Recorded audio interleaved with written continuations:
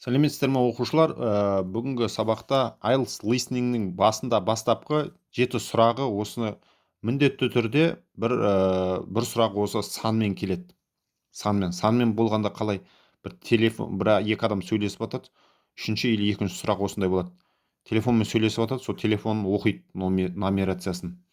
Сол кезде мысалы нөлді айтуы мүмкін, иә, нөлді O дейді, бірді one дейді, екіні two дейді, солай онға дейін сияқты ше, бір сандар. Сол кезде бұл жерде жаңылыстыратыны тез оқиды және 4 санды қосып оқиды. 1, 2, 3, 4 деген сияқты ше. Және екі санды қосып айтады, мысалы double one деген сияқты, мысалы екі бір кеп тұрса, мысалы double one дейді, үш бір кеп тұратын болса triple one дейді. Міне осыған мұқият білу керек. Осы сен қандай да бір сөзді или цифрды қате жазып немесе қалып кететін болса, бір цифр телефон номерінің ішінде, онда сенің бақылауың нөл қылып тастайды сол сұрақтікін.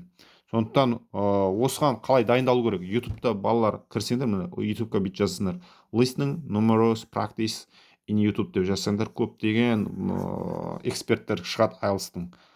Соны қайталайсыңдар, сосын сендер санды жақсы ести алатын боласыңдар және дұрыс жаза алатын боласыңдар. Уже сенде 1 балл. Сонда сенде IELTS-та 40 балл болатын болса, бір сұраққа осымен күніге 2-3 күн дайындалсаң, сенде 1 балл болады уже.